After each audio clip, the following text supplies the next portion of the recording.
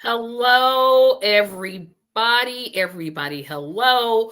Welcome to a very special Tuesday, a show that's been gone a little bit too long for my liking, but the Tracy Show is back for a special podcast this evening. We have a guest, but before we let our guest introduce herself, I'm going to quickly go through these announcements because there are some important ones.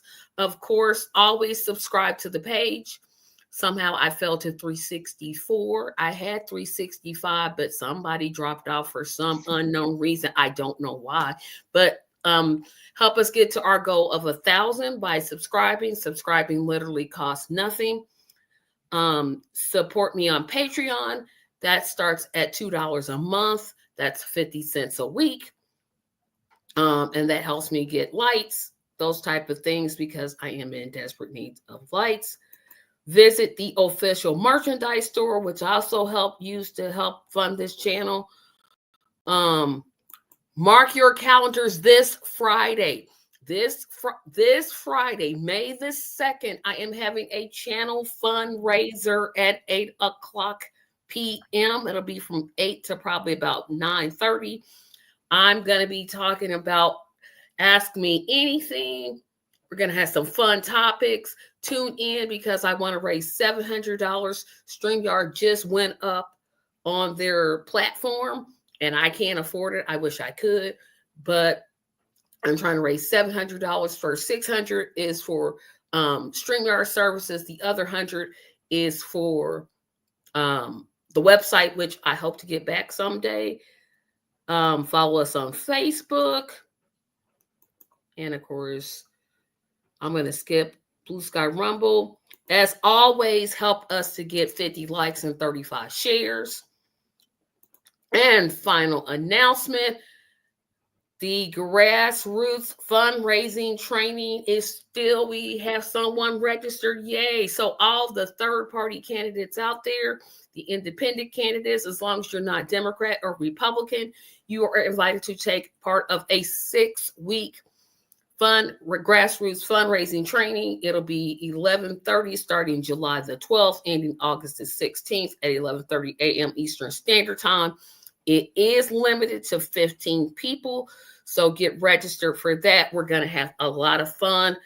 And I got through all those announcements, so I'm going to let my guest introduce herself. Hello, I'm Eliza. I use she, her pronouns, and I am with the General Strike US movement. And I live in upstate New York. Wow. Okay. So I have a whole series of questions about this idea about a general strike. I feel like I'm just ready to go. Just tell me the date and tell me what places, what it is I need to do. But no, let me backtrack this before I get to my question. What caused this organization to be started? Let's go for that. That's a good question. So folks have been organizing for a general strike for decades. But the website at generalstrikeus.com was started because I was sitting at my desk in New York City working when Roe v. Wade was overturned in 2022. And I just had a breaking point moment where I said, how are we all continuing to get up, go to work, and continue business as usual when they are trying to strip away our rights over our own bodies? And why aren't people out in the streets? Where's the general strike? So, a friend of mine did some research and we found a bunch of groups that had been organizing online for a general strike. And we kind of all came together and did some research and realized that for this to work, we'd really need 3.5% of the population. And that's using some research um, based out of a researcher named Chenoweth. She basically found that movements that engage at least 3.5% of their population never fail to bring about radical political and economic reconstruction. So that would be 11 million people in the United States. So we realized that we would need a way of knowing when we've reached that threshold to be successful, and that's why we built the website as an organizing tool to do that. So when you go, and I've been to the website, and we're going to put it up here in a second because that's what I forgot to ask you for was the website, so I could put it in the description section, but I will go back and add it. But when you go to the website, you're asked to sign a card. Can you describe what that card Yeah. form? I'm saying card like you're like physically handing out. You're not doing that. It's an online tool that you're asked to sign up for. Great question. So, my background is in labor organizing. I organized over probably 10 plus strikes of fast food workers with the Fight for 15 campaign to raise the minimum wage. And I organized strikes across the country in California as well as in Chicago. Um, and every time we organize a strike, we need to test people's commitment, right? Because this is about more than just voting, protesting. This is about not showing up to work and withholding your labor. And it's a higher level ask. So when we would do that, we would get folks to sign up on a strike card that says, my name is Eliza Blum. I live here. My phone number is this, so you can reach me. Even email, zip code. We asked for all the information. And fast food workers would sign a card. And that for us was a commitment that they were going to go on strike. There were subsequent asks. Maybe we'd have folks send us a copy of the store schedule. Maybe we'd ask folks to attend a meeting, to attend an action, all before going on strike, because as we know, the going on strike is a higher level ask than just showing up at a protest. So we built a digital strike card where we collect name, phone number, email, and zip code. We collect zip code so that we can send people to their regional chapters that we have all across the country based on their zip code. We collect phone number, which is optional on the strike card. A lot of folks ask about this. You can kind of put in any combination of digits there, but when you put your phone number, you're signifying that you are open to communication and actually serious about this. And that's what the list now of almost 350,000 people shows. It shows that there are 350,000 Americans that are ready to go on strike tomorrow. Not just that they think the idea is cool, right? It's that they're ready to go. And that's what the strike card means to us. Now, what I did not notice on the site, in which I was like really looking forward to, and that was the correct website, correct? Good. So Yeah, everybody, yes, everybody visit this website and sign your card. Do it, please do it. And I'll probably bring this up Friday when I'm on the fundraising show too. But what I didn't see was like, what is it that the groups that are coming together, what is it that is being asked for? I could assume, I think I know, or what I would like to see. I'll say it that way. What I would like to see. But I didn't see a list of, we're asking for $25 living wage. We're asking for guaranteed health care. I didn't see any of those type of ask. Yes. So we had a list that was up. It's under construction right now, and here's why. We're using a digital crowdsourcing tool called Polis that comes out of the technology comes out of Taiwan. They're using it to replace voting, and it's a way of getting people's real opinion on a massive level um, to even replace voting, and they're starting to do it in California. So if you go to our demand section on our website, you can actually input what you would like the demands to be, and it generates in real time a list of all of our demands. So the demands aren't up right now because we're giving that some time to process because we really want to hear from everyone. Okay, But so yes, yeah, so I'm a actually 25 an hour. Yeah, go for it. I was going to say, I'm actually going to bring up the site so I can show Hmm. people, hey, go here. So if you go to the site and you hit demands, which is right there in the left-hand corner, Yeah, it'll there say you go. submit your input and check out the results. So that's Hmm. not a hard thing to do. But I looked at that, and the reason I had that donate up because I actually contributed, which you can also contribute. You can Hmm. also contribute. These types of moves, they take money. It doesn't just come out of, we would love to not have to, but it has to be done. So I'm just throwing that in there for your consideration. But here's a problem that I think that Americans have with strikes in general strikes. Mm. The main one is those that choose to cross the picket lines. Um, how has the group kind of thought about that, or in the process of thinking about, like, you could have bots, that they're like, oh, we're gonna do it, and then get to that. I And hear you. Yeah, I hear you. And, there's always people who cross the picket line, right? Say there's a Starbucks and all the employees call out and they just find random people to come in that day. Um, we're talking 11 million people. That is something we have never seen in this country before.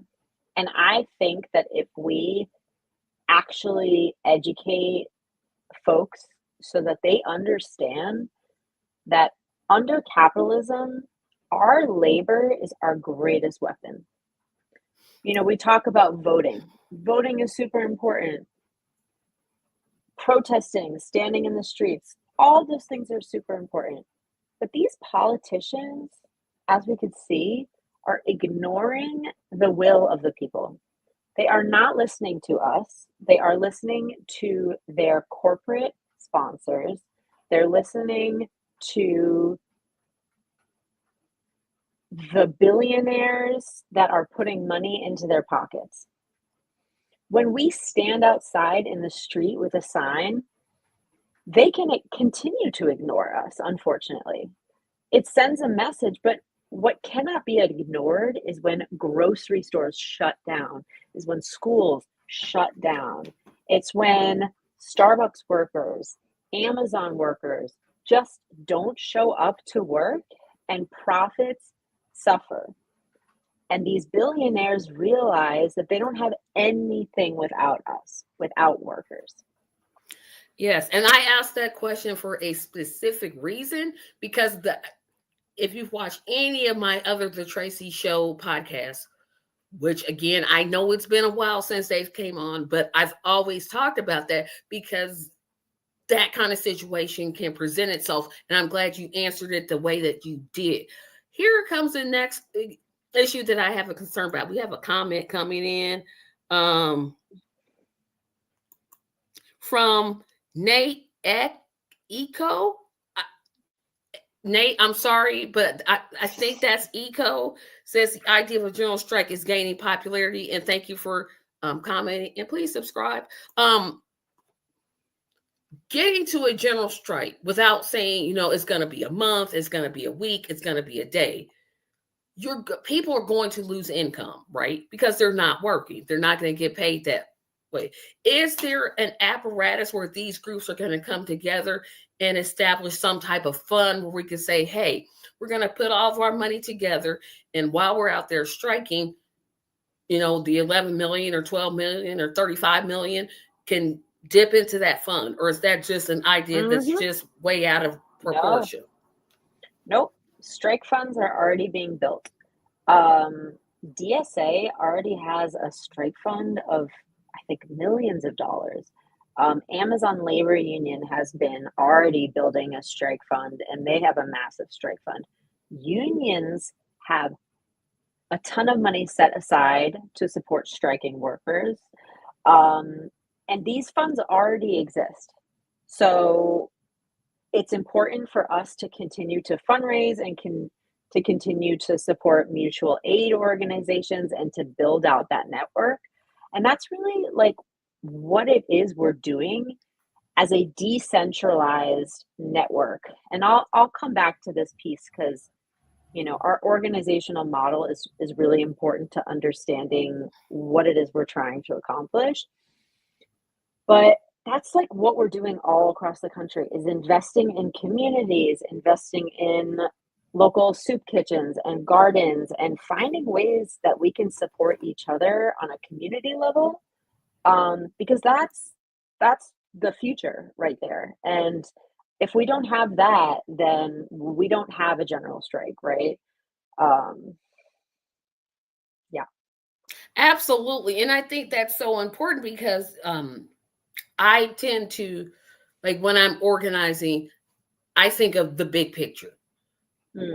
But then I forget, oh, well, there's little steps you have to take to get to them. And that's why I'm focusing in on the little steps, just so I can have a better understanding. My audience can have a better understanding of what's being asked of them. When you sign the card, because I live in Indiana, I'm pretty sure there's a regional one that's probably based out of either Ohio or Illinois. It's one of the two. Or is there somebody in Indiana? There's an Indiana regional chapter, and okay. Because usually it's always Chicago or someplace in Ohio. It's never like anybody in Indianapolis or Indiana. The reason I'm asking that is when someone signs that card, are you connecting them to you're connecting them to their regional person? What does that regional person do? Do they reach out to them? Do they say, hey, we need you to do X, Y, and Z? Regional people, plural. So what we're doing right now, and we have a GoFundMe that you plugged, and a lot of this is the money from that is currently being spent on this project. We're calling it Operation Starfish. Basically, when folks come in through the strike card, once they go to a confirmation page, it says join your local chapter. And there's a link to a Discord server. A Discord server, for those who don't know, it's an online community with different places to chat, different channels. There's voice channels you can meet, all for free, not owned by Meta. So there are regional Discord servers, and each server has a few moderators and admins that help to get people connected with each other. And we also have chapter facilitators across the country that are reaching out to folks as well. Everything we do, we need it to be so scalable. So in traditional organizing, yes, I would get a list of people in my zip code, and I would go through that list and I would call them one by one, and I'd say, hey, this is Eliza with the General Strike. We're having a meeting this week, and I would call each person individually. We would like to get there and use peer-to-peer texting for organizers to reach out to the folks in their community, but we just don't have the time and we don't have the resources. So we're doing it this way. Yeah, I was going to say that would take a lot of time to call. How many people did you say so far have signed up? We have 340,000 people. Yeah, that's a whole lot of calling. That's a Right. whole lot of calling. I can't even imagine. I would find it hard to call 10 people. I'm like, But it's possible because there's technology that we can use to distribute you, Tracy, a list of people in your immediate radius. And you could send 100 texts in under 2 minutes and set up calls with each of them and get really deeply connected. But those platforms require money. They also require us to be a 501c3, which we are not, which we're not even, we're not going to try to become a nonprofit because of their corporate, their model doesn't align with our principles of decentralization. So that's why we're going an alternative route. So I'm going to assume this, and please correct me if I'm wrong. If someone makes a donation to that link that I just showed, it's not tax deductible. It is not tax deductible, I don't think, because we're not a nonprofit now. Yeah, that's what I want to make sure that people know that. Because I would have thought, I would think more of a, since you're doing this, the type of work you're doing, it'd be more appropriate for a 501c4. But hey, I'm just Tracy trying to find out more about this. Don't listen to me. I don't know anything. So one thing I want to stress is that our goal is not to build one organization. Our goal is not to build one list where we can gather everyone's information ourselves. No. We're trying to build a decentralized constellation of aligned leaders and organizations who are all committed to a general strike and are building towards a general strike in their own way. We believe that the only way we're going to reach 11 million is if we use a decentralized model of organizing, kind of like a starfish. A starfish, you can cut off any piece of, and it will regrow. You could take a starfish and shatter it into 1 million pieces, and each piece will regrow its own sustainable unit. That's the only way we're going to be strong enough as a movement to withstand outside pressure from corporations, from politicians, from CEOs that are going to be fighting us and trying to break us apart. Yeah, okay, got it. So we believe that we are stronger when knowledge and power and authority is distributed throughout the network and not concentrated amongst a select few, which is why we're trying to distribute out distribute emails to folks to get them connected locally to local chapters. Is there a set deadline of when you would like those 11 million people? Or are we talking 4 to 5 years down the road? Yesterday. Okay. I mean, that's my goal. Yesterday. Every day I wake up, should have been yesterday. That's how I feel, because this is so dire and so urgent right now. My family escaped, Nazi Germany, and, a bunch of them were killed in the Holocaust. And I wake up every day just hoping that that doesn't happen here in this country.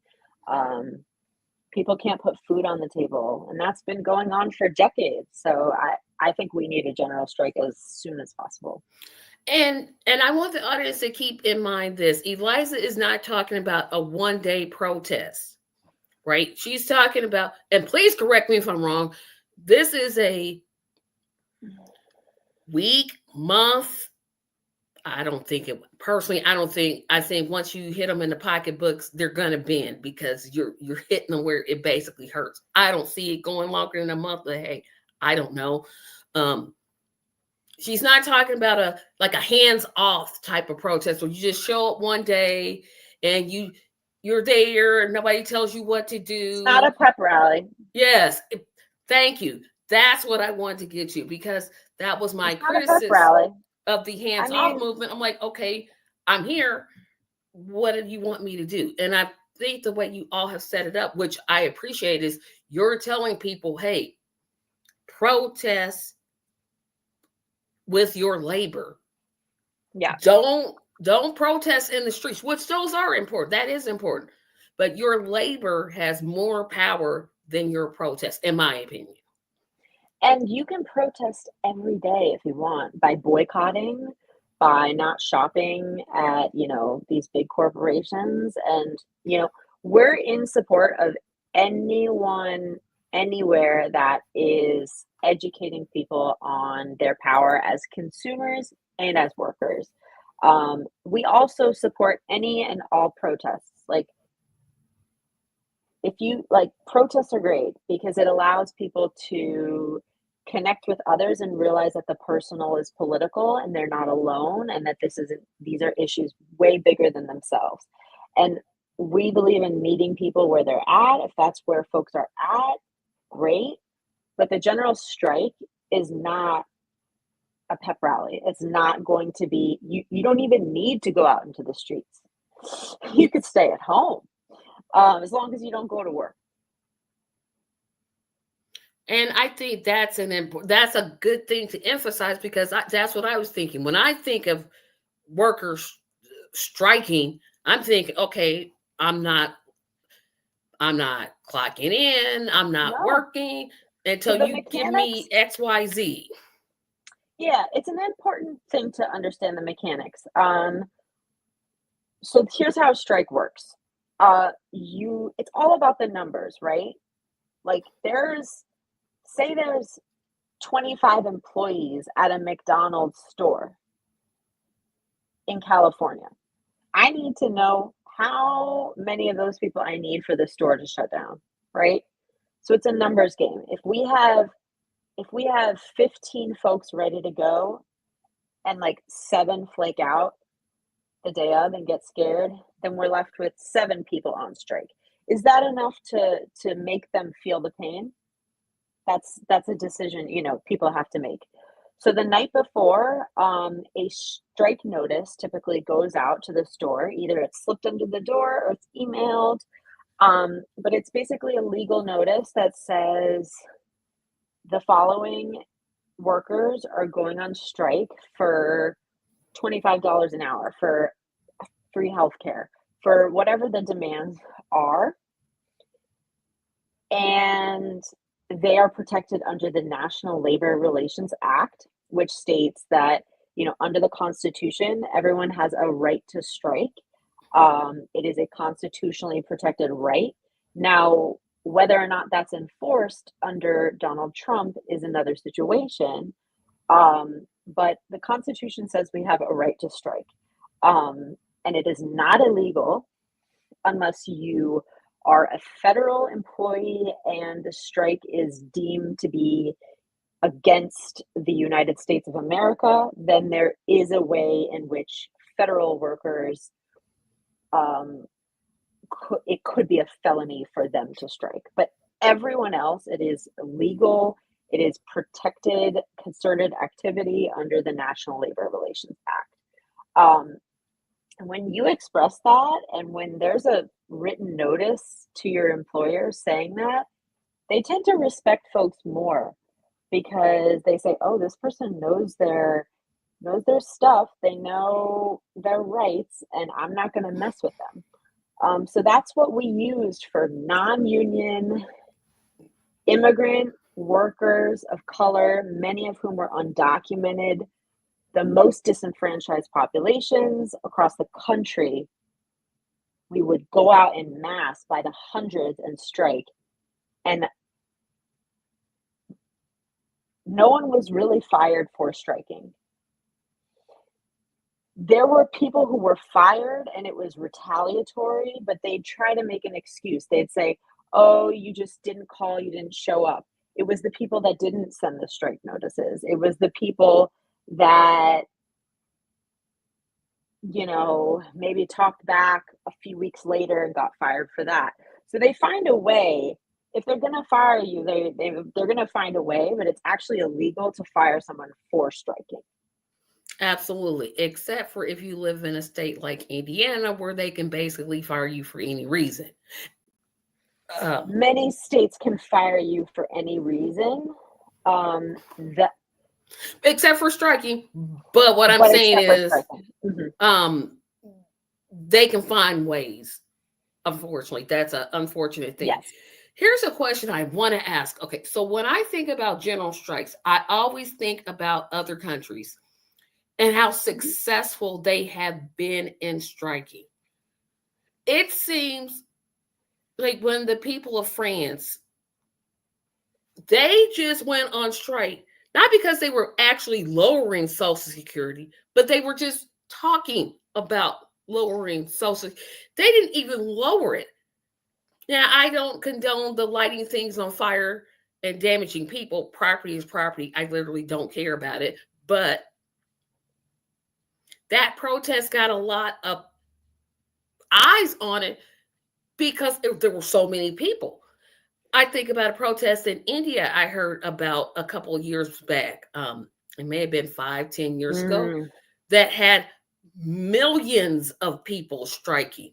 And it didn't seem to take much for them to do that. My question is, in the United States of America, a country that has definite employer employee disproportionate pay versus labor, which means we're working more than what we're getting paid for. How come the general strike movement hasn't caught on the way I think it should? mm. It's a really tough question, and it's a really good question. And I'm not a history buff. I'm not, but I will say that there's a few things. One, this country was founded on like the Protestant work ethic and this individualism, this like you can pull yourself up by your bootstraps and come to this new world and be whoever you want to be, and this kind of like rugged individualism. Um, I think that that has contributed to a culture where we believe that, yeah, it's up to each person individually to fight for themselves and not as a whole or as a collective. And I think that's a really big problem. Also, this country is just so big and so spread out and so diverse, that a country like France, it's like organizing a general strike in, you know, New York. Like it might be a little easier. And I don't know if that comparison is factually correct. You're gonna have to fact check me. But I think the individualism, the obsession with capitalism and with individuals pulling themselves up by their bootstraps, and the massive geography that this country spans. I think all of those things are contributing factors. And I think Theus is checked in. America has fallen victim to hyper individualism. Same thing you And that just.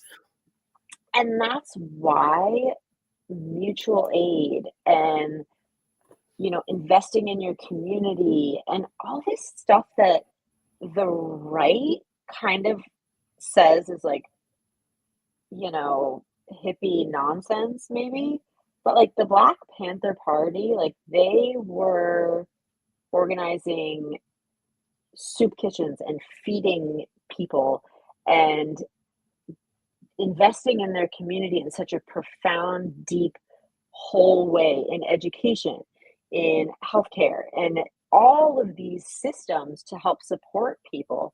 And that was like just as radical, right? That was just as revolutionary, and that was just as dangerous to the status quo. So, And ideally, and this is where I put on my other hat and I try to think of like Why would someone be against a general strike? See, I don't Mm, get it. I don't understand it. same. But when I talk to people, because I talk to, you know, the most conservative, most liberal, and they all say the same thing. And this is going to go back to a question that I had before: is you're asking people not to earn income. It's fear. And I think that's what it is. I think It's our fear. American media has propagandized strikes. I mean, look at what Amazon was able to do in terms of their workers. Just saying, Mhm. no, we're going to get a union, and they still can't get certified because Amazon is creepy, but that's a whole different discussion. But the way that they are able to use the media and corporate media specifically to just kind of indoctrinate people as to thinking general strikes are bad, but it's actually good because corporations are not meeting the demands.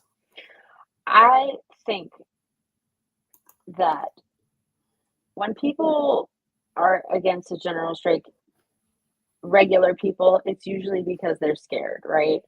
They think, I'm going to lose my job. Yes. I'm going to lose my income.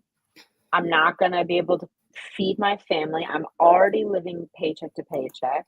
I'm not going to be able to pay my car bill. I'm not going to be able to afford daycare. And all these things are already happening. So, what we have to realize is that what do we have to lose? We're already struggling. We're already suffering under the current system. And what we're about at General Strike is just trying to uplift people and make them realize that there's enough to go around. There's enough money, there's enough food, there's enough resources, there are enough doctors. Like, we don't have to be living like this. There's plenty of resources if they were just distributed equally. That's all we need to do. That is such an excellent point. I think I just hold on. I think Steve has another comment that I want to get your thoughts on. Power will always fight back. Often we well-meaning people refuse to face the fact and prepare for it. Yes, this is another great point. It's something we call inoculation in organizing. And it's the importance of warning people what folks might try to say or what folks might try to do to scare us or to get us from coming together. Um, we have a ton of organizations and liberal nonprofits and folks reach out to us and they're like, I heard about this. This seems flashy and cool. We want to join a general strike. But then when we start talking and they start realizing like, oh, this could piss off some of our funders or our large donors or this one company that supports our work, and people have to choose like what side are you on, and that's a real thing that has to happen. Yep. And I definitely want to get onto the opposite side. So here's a question, and I said I wasn't going to ask it, but I'm going to ask it anyway, or I will ask it anyway. Has the organizations coming together um, heard from politicians, and if you have, what if those politicians have to say? um there are some great people running for office or they were former politicians like Nina Turner, who was, I think, in the Ohio State Legislature. Um, she's been come out in support of a general strike. There's someone in California running for office named Butch Ware who's come out in support of a general strike. Most recently, Robert Reich, who was the economist under Bill Clinton's presidency, Okay. wrote a Substack and he said, a general strike might be the next step. if you want to take that step, here's a link to generalstrikeus.com. So we're definitely seeing it happen. Now, here comes my more specific question, because you answer exactly the way I asked it, but I should have asked it in this way. Have you been discouraged by a politician to just, this isn't good for corporate America, what have you? I personally haven't. I don't listen to be honest, I don't believe politicians are going to lead us out of this mess. I'm not holding my breath, and Yeah. I personally am just not very. I don't think politicians who are so deeply embedded in this current system as it's functioning, I think that our job as a movement is to create so much pressure on them that they're forced to act. And so I don't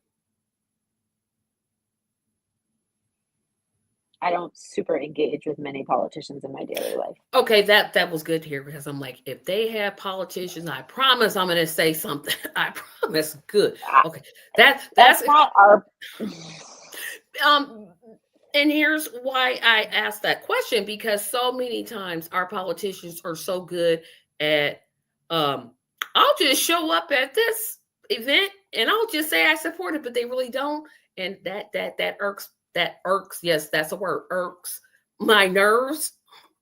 Yeah, I think they're serving their role. I think the role of mass movements like General Strike US is to put so much pressure on the people in office to make their lives impossible so that they're forced to act on our behalf. And their policies, their action steps are never going to be what we want. Like, they're always going to be worse, more like they're never going to meet us exactly where we are unless we force them to. So, when politicians come to support an action, because they want to get good face time, they want to get good press, and that's great, but that's just not the answer. They're not going to come in and save us. No one's going to come in and save us. Absolutely, except for us. We're the only ones that can save us. I do want to talk about this. So, Bill Fain, who I hope I got his name right, is talking about a general strike in 2028. I think it's Sean Fain. Bill, I never can get it. I know his last name is Fain. I'm like, yeah, it's one of that those. guy.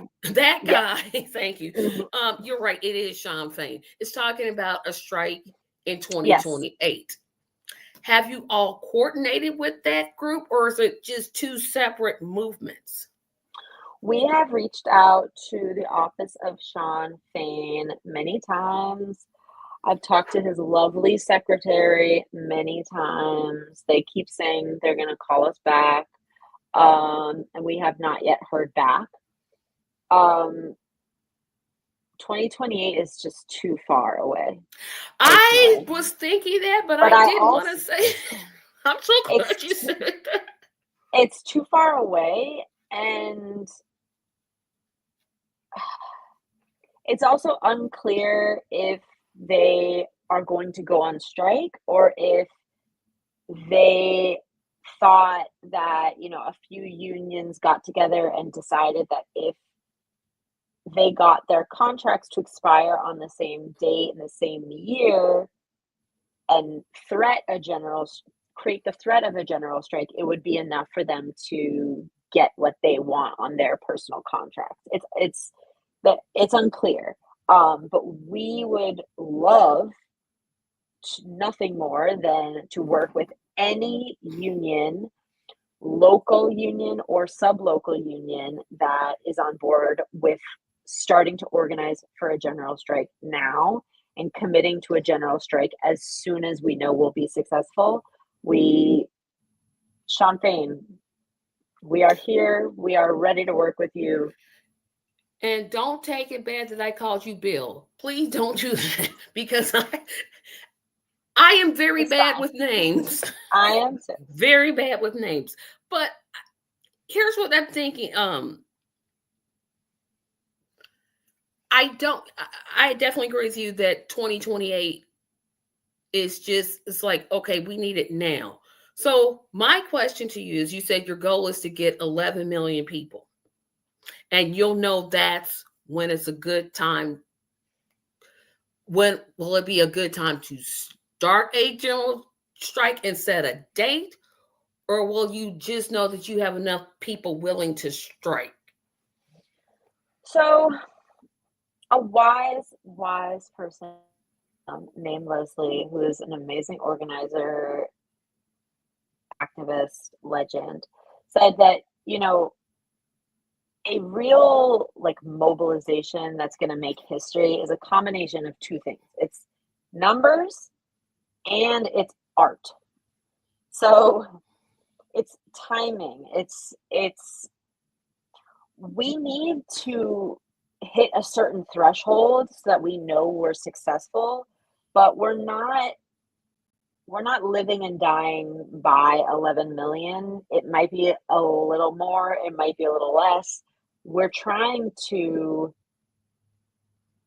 The website creates a outward facing goal and a metric that we all know once we hit it, we're ready to strike immediately. So, yes, we will strike as soon as we are sure we are going to be successful. Whether or not that's when the counter hits 11 million, a little bit before or a little bit after, we will basically make a judgment once all the coalition members are clear that we're going to be successful, if that makes sense. That makes a lot of sense. And I think when I went to the site, I was like, well, okay, because I'm Debbie the Downer, so I had to play this mind game. It's like, well, Mm-hmm. what if you don't hit the 11 million?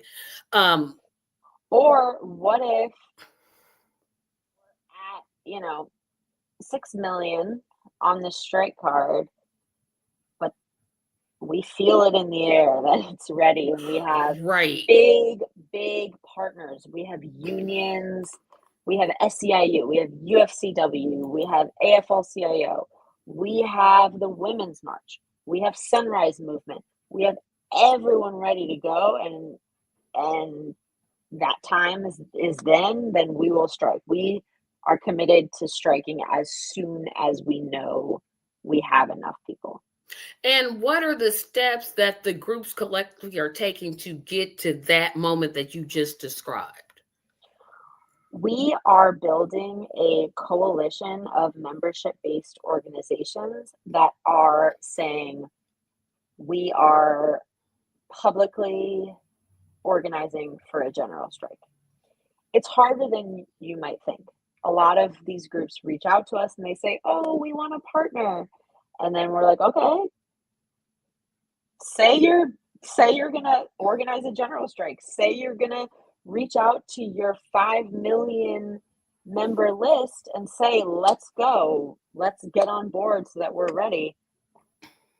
And they're like, "Let's wait and see when other people do." Like, folks are,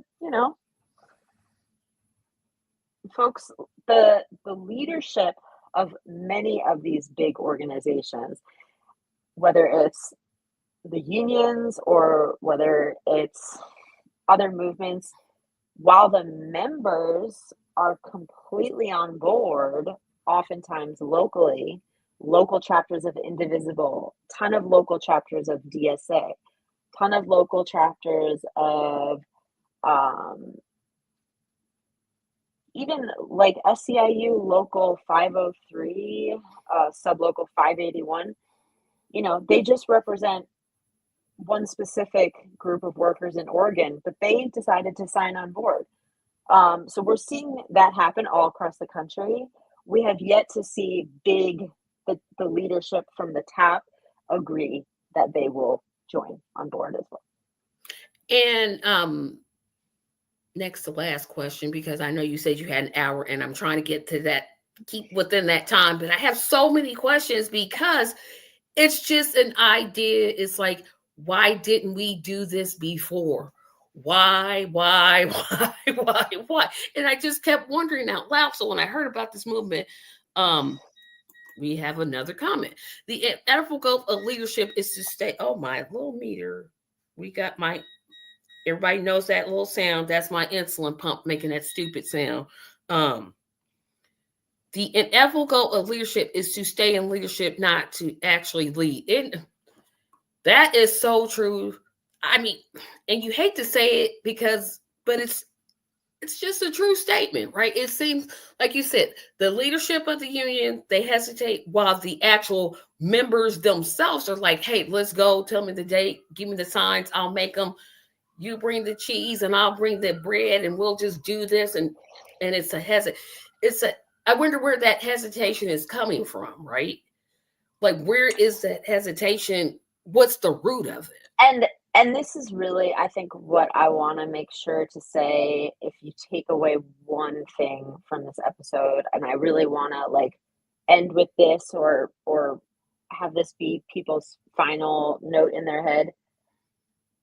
We live in a society where we act because someone told us to, whether it's our boss, whether it's our teacher, whether it's, the president, whether it's, we're very used to following orders. And what we need for real, for everyone to do, start seeing yourself as a leader. Stop waiting for a leader, a politician, a public figure to come in and tell you what to do and make your life better and fix it for you. No, don't look up, look to your left, look to your right, look at your neighbor, look at your friend. When you come together with people that are next to you, your coworkers, your neighbors, me and Tracy, like when you just come together with people at your institutional level, we have the power. We don't need to look up to someone above us to tell us what to do. And that's how we're going to build a better future. And I think, again, everybody, please visit the website. We need a general strike. So it's one of the things. That's why I started this conversation of, hey, when's the date? Just tell me the date. I'm ready. I've signed the pledge card. I think I did. But if I haven't, I'll go back and they'll say, you've already signed. But I'm going to go back to the site anyway to do that. But sign the card and tell a friend about this. So many people, we're all underpaid. Well, if we're being frank about it, we are all underpaid. You have corporations just hoarding money, literally hoarding money that should be in your pocket because you're the one that's actually doing the work. And of course, they're laying off people for essentially no reason at all. And we need to, like Eliza said, look in the mirror and see that leader, because the politicians definitely are not going to help us. Final question in terms of the general strike. What is, how can I say this question and not make it sound like, because I mean well when I ask it. Go for I it. definitely mean it. No, I know you do.